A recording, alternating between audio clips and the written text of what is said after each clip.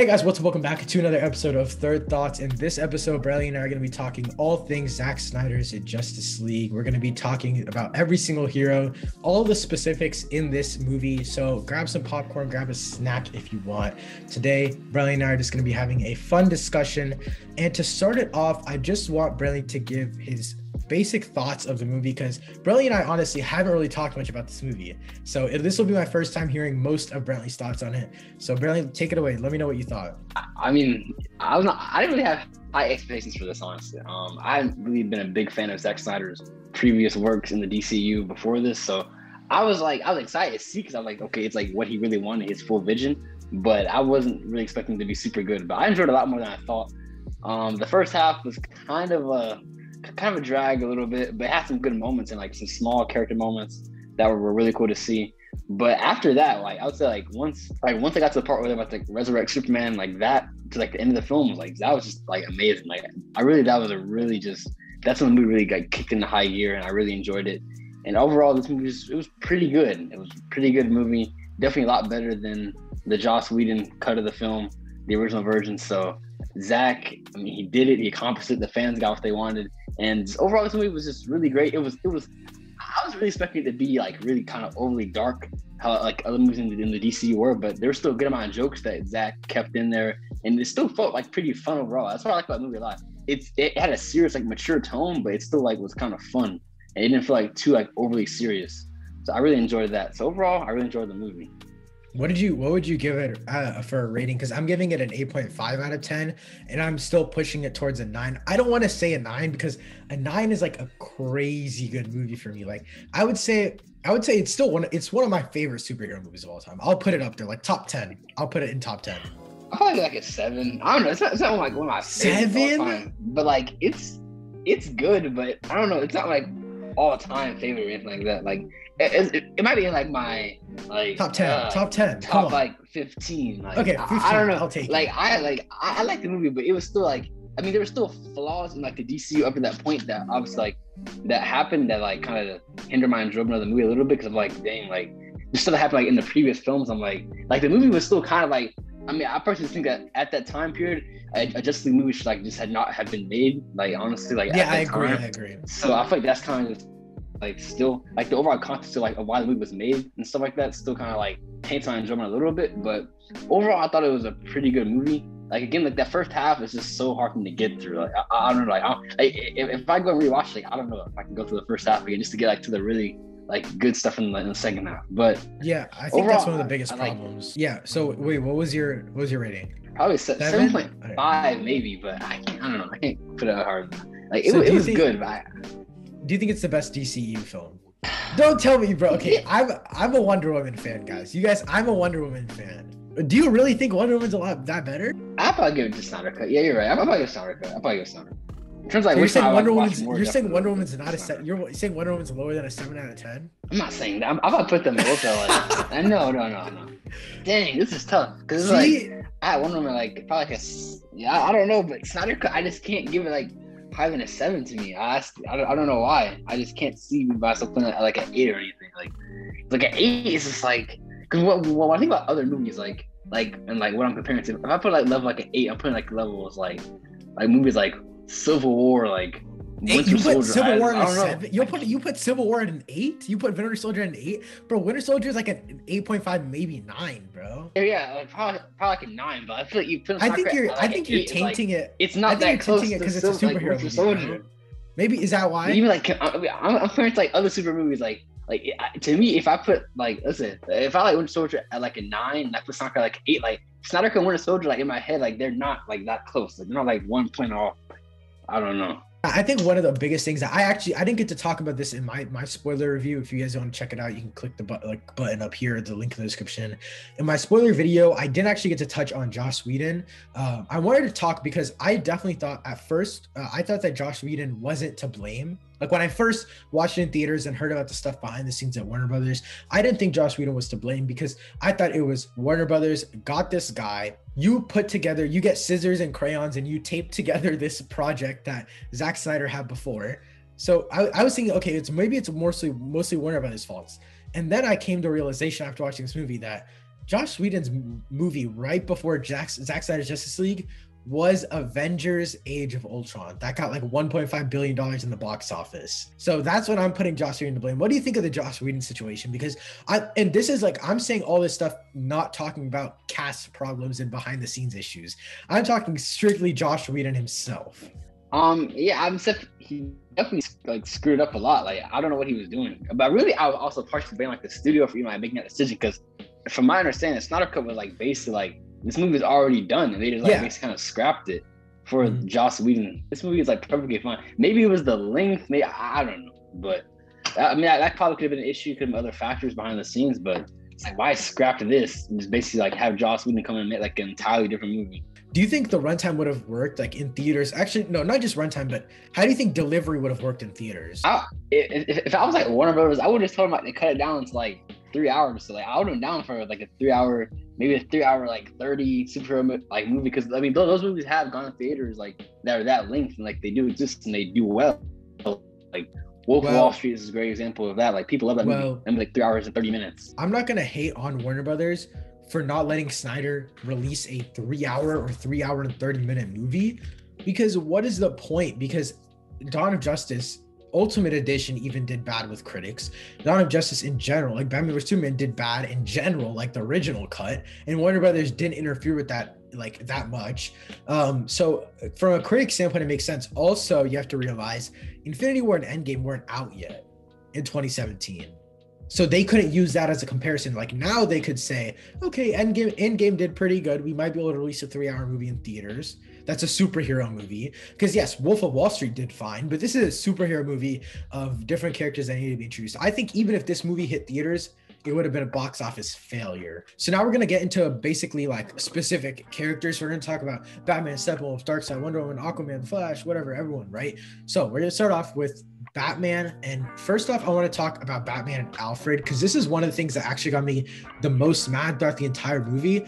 It seemed like Alfred had more of a vital role in this movie than Batman did, just because Alfred was the one always outsmarting Batman. Batman was there for the name. He was like, my name is Batman, I'm looking for Aquaman, you know? Batman never actually did anything. Tell me, name one thing that Batman did, Brantley. Yeah, it's true. Now I think about it. I mean, Batman did kind of take a backseat in this movie, I think, for like, for the majority of the runtime. He was kind of just there as like the person, the plot device to bring everyone together. But outside of that, he didn't really do anything else. And then name one thing that he did on the field as well. He didn't do any combat except for slightly save Flash by punching a demon in the face. Yeah, that's it. Batman like didn't do anything. I mean, what are your thoughts on? Actually, he was really sidelined. Where do you think he stands among like? Actually, how would you compare him to Christian Bale's Batman? I think you could say that. Because actually, wait. Actually, before we move on with this, I don't know what Brantley's gonna say, guys. Brantley and I haven't talked about this. If Brantley says something stupid, please don't blame me. I love Christopher Nolan's trilogy. I am the biggest Christopher Nolan fan you'll ever find on this planet. Brantley, go ahead and say what you're gonna say. I'm scared now. But okay, so first, I think that the reason why I don't like Ben Affleck's Batman being silent in this movie like isn't bothering me that much, because it seemed like in the next film that probably is not going to happen. Like it was really going to focus on Batman. So like Deathstroke had like a personal connection to Bruce Wayne and stuff like that. I feel like now like in the sequel, they're probably going to focus heavily on like Batman, because since Deathstroke has that like bond or connection with him. So I don't really mind that, since it seems like they were going down that route. So that kind of makes sense why he was like sidelined in this movie if they were going to flush him out in the next movie. So I don't really mind that. But honestly, I like Ben Affleck's Batman. Like to me, I really wish we had a movie with him, because to me he's the most like, I think he's the most Bruce Wayne Batman. Yeah, comic accurate. Yeah. I also don't like that he wears sunglasses indoors. It's super dumb to me. But I do the thing is, I don't hate his Batman. I just feel like he's a little bit too sidelined just because of Superman being in that universe as well. I think that plays a major role in it. But all that aside, I do think that Robert Pattinson's Batman will go down as the best Batman in cinematic history. Mark my words. Come back to this video if you want to. Hopefully. I think Robert Pattinson's Batman will be the best. But moving on, I think one of the best parts of this movie actually was the villain and his motive. Steppenwolf in this movie was actually a lot better than I ever expected. I really liked him a lot in this movie. Like I really did compared to the first film. Like his motivation, him trying to like basically prove himself, like get back and like in Darkseid's like on like his good side and everything like that. Like that was really cool. I feel like we haven't seen that like done like in a while. Like, obviously we've had villains that like servants like a bigger villain, but like turns like then we have like a good like relationship and like seeing it that like fleshed out. We haven't really seen that, I don't think, in a super movie in like a pretty long time. Like Steppenwolf, like so he like really wants to like get back on Darkseid's like good side and like really impress him. So like I think that made like his motivation a lot more interesting. Because you're like, dang, like this guy really cares about like this other person and stuff like that. That's one thing that I really liked in this movie, and we got all these details that made me at least me, I don't know about anyone else, but it made me appreciate the characters because of their motives, and we got all their motives fleshed out. Unlike the Justice League, where we didn't get to see all of the smaller details. Yeah. Like Cyborg's story, we didn't know why he was fighting with them, basically. I mean, we got like a slight understanding, but we never actually get to see it. We never actually got a good heartfelt message, I guess, with his character. And I guess just talking about Cyborg, now we're going to talk about Cyborg and his storyline throughout this movie. His arc was so beautiful. I love what they did with him and his father's storyline. The way they played out his arc. Brantley, what did you think of that? It was something special. I love Cyborg arc, man. Like I was not expecting like it to be as fleshed out as it was. I'm like, dang, like he was low-key like the main character of the movie. Like I'm pretty sure like this movie is like basically focused around him like in a certain way, because he was basically the key to them winning in the end at the same time. So it was just really cool to see that him kind of, and yeah, with his dad sacrificing stuff like that. It was just all around really just I like how they tied it all together. Like if like it kind of makes more sense now why he didn't have like a solo film or something like that if they're going to like do this with the original version of the movie. So I wouldn't mind that at all if this is like what happened in the original version. So yeah, Cyborg's arc was just really, really, really good. Like I really hope I know Ray Fisher obviously stuff behind the scenes happened and he might not be returning in like in the DCEU. But I hope he does come back in the role. He was really good in this movie. Even if he doesn't come back in the DCU, I hope he comes back for like the Snyderverse if they end up doing it, because it looks like there's a lot of stuff going on. We'll talk about that at the end of this video, but there's a lot of stuff. There's a lot of push and there's a lot of like momentum right now towards Warner Brothers to restore the Snyderverse, and I personally think it's something that should happen. Hopefully. But before we get too deep into that, I want to talk about the Avengers comparisons. I thought that was something really interesting. I don't think that's even a fair comparison. Avengers Endgame was something built up over the course of 10 years. If Justice League came out in 2017, it's something that's built up over 5 years, in which we only used 2 of the heroes that we've actually had solo movies for. But I think you can compare it to the first Avengers movie in certain degrees. I still have the initial Avengers movie over Zack Snyder's Justice League. What do you think of that comparison, Brantley? I think that's a good comparison to make. I mean, honestly, bro, like low key, like y'all know. I mean, you know how I feel about Endgame, bro. Like low key, this movie, I might have like enjoyed it more than Endgame, honestly. Like a little bit, maybe.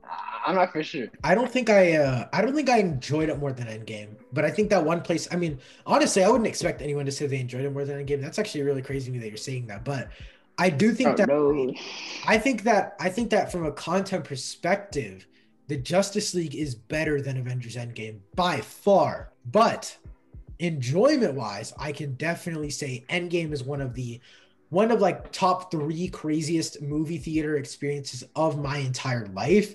And 2 of those spots are held by Avengers movies, which are Infinity War and Endgame.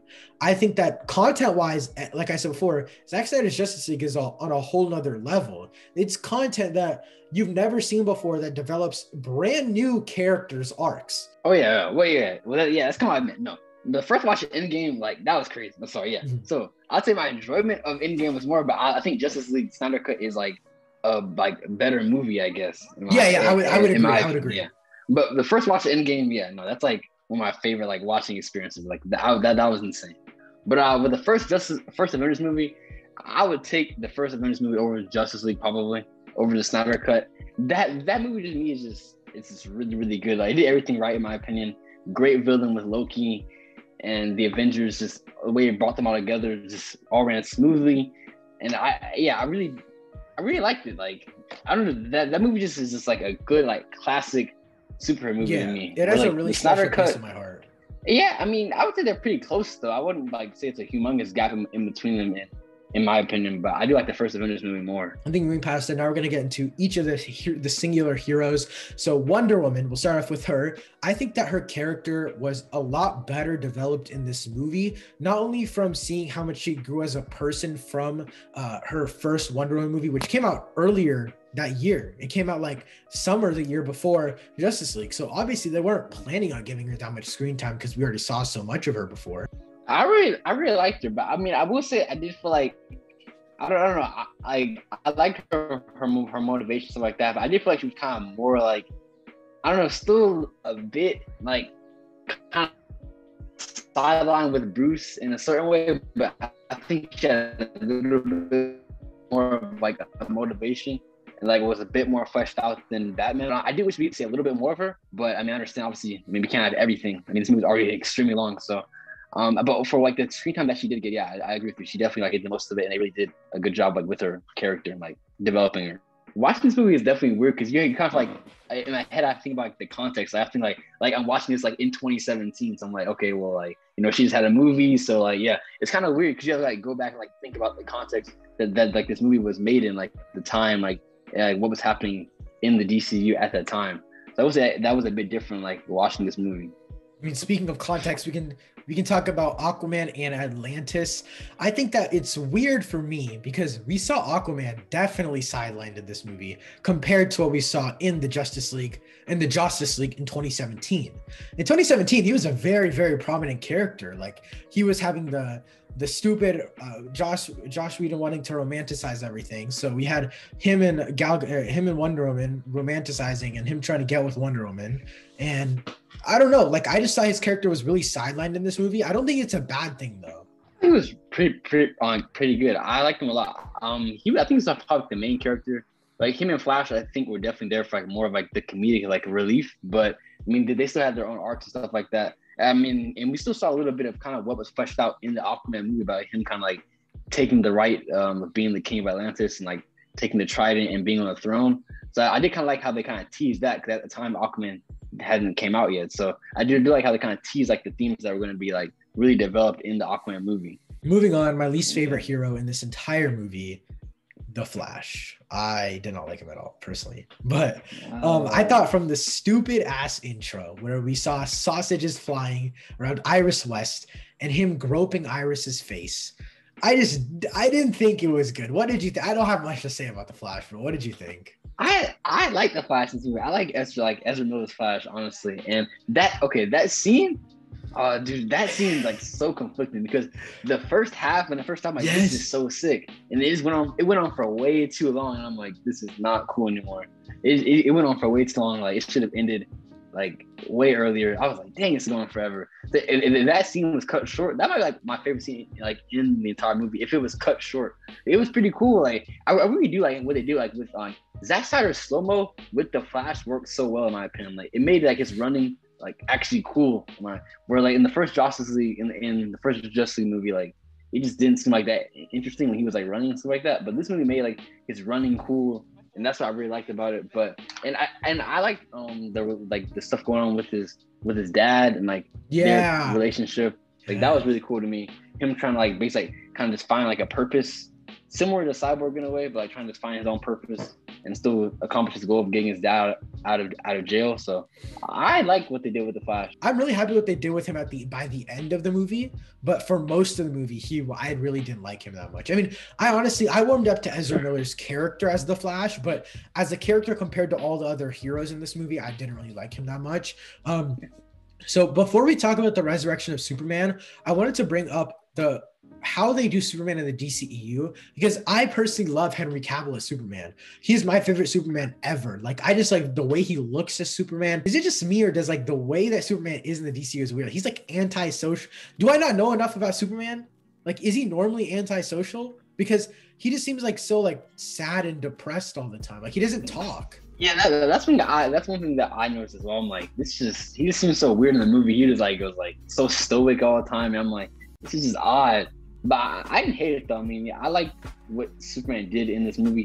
He served a good purpose. I love the scene between Lois and Martha or Martian Manhunter. That was a really cool scene in my opinion. Like just seeing the impact of his death was something that was really cool to see like on the world. So I like what they did with his character, but yeah, I do agree with you. It was kind of odd the way he was like acting throughout the film. Even throughout like the DCU as a whole, he's been kind of very serious. Like, but I mean, I think that's more of just probably a creative like decision that Snyder decided to make. Obviously, I think that it also goes back to the parts of Man of Steel where he's like embarrassed as a kid and he sees like the X-ray visions of the kids and gets scared. So like all those things obviously play into it. Like I think from the beginning, Snyder's entire vision of Superman has been this antisocial but super strong and looked upon guy. What I wanted to mainly talk about with Superman was the resurrection sequence of bringing Superman back in this movie. Oh my God, chef's kiss, was it beautiful? It was so much better than the Justice League, bro. It was because like the impact of Cyborg and knowing not to do it, like the whole like the Kryptonian computer saying, don't do it, this is irreversible, don't do it. Flash building up his speed. It was, everything was just so, and then he reversed time. No, I love that scene. Like that sequence was just amazing. Superman, like the way that his return was executed was super, super awesome to me. And yeah, I really just enjoyed it a lot more than the original cut of the film. Yeah, just Henry Cavill was amazing, as always. And I mean, I will say like Superman, I was expecting a little bit more, but for like the screen time that he did get, I did enjoy it a lot. Obviously we saw scenes with him and Lois, and overall the way that like the whole thing was executed. I mean, I know there's something happened in the original film as well, but like just the way like Lois being kind of the key that kind of brought Superman like back to normal and stuff like that. Like I really just love that whole thing because it really does kind of make their connection like a bit more like important in my opinion. So I like that a lot, and just his overall like kind of I guess arc in the film, which he didn't do like a lot obviously, but for what he did do, he did a lot of cool and important things that I like. Batman, like you said, when Lois Lane shows up, Batman in the theatrical cut actually brings Lois Lane there on purpose. But in this movie, it makes sense that she's already there because we see throughout the movie, she goes there to grieve Superman's death and she brings the police officers coffee. So the way that Snyder built her character up in that one film, because we didn't get much of her in Man of Steel, at least from my rewatch that I noticed, we didn't get much of her in Man of Steel, but I think we got so much in this movie that showed her grievance for Superman that it made sense that she was already there and they didn't have to come up with some cheap excuse like Batman brought her there on purpose. And it was also cool to see that all the heroes stepped in front of Batman and tried to stop Superman, and it just didn't work because he's too powerful. And the way they set him up as the most powerful being, like, and seeing him plow through everyone was so good. I love the way they executed that entire scene.